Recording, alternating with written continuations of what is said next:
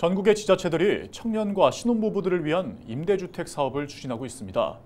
전남은 전국 최초로 신축 만원주택 1000세대를 건립하고 있는데요.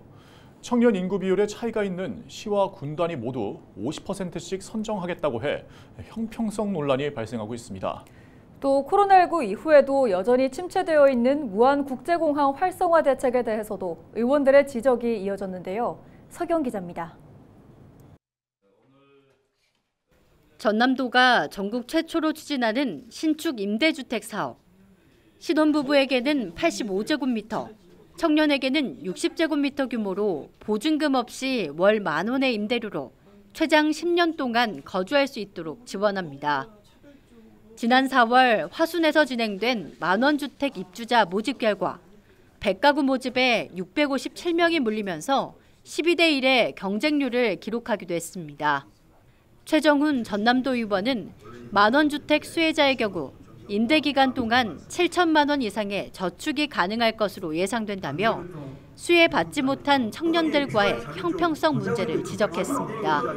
거기에 들어간 선정이 된 1,500명 정도의 청년들은 이득 보겠지만 그렇지 못한 많은 청년들인 거기에서 또 이제 좌절할 수 있는 거고요. 예를 들어 건축 공사를 하면 아파트 같은 경우는 보통 30년에서 50년까지 이렇게 사용합니다. 그러면 그 사이에도 빠져나갈 수도 있고 들어올 수도 있는데 그런 거 보면 지속적으로 수혜는 좀 늘어날 것이라고 보고요.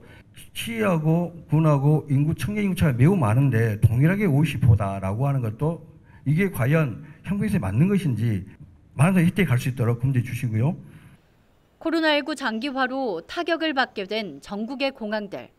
코로나 감염병 단계가 4급으로 하향 조정되면서 전국 공항의 여객 수는 대부분 회복세를 보이고 있습니다. 하지만 무안국제공항만큼은 회복세가 더딘 것으로 파악됐습니다.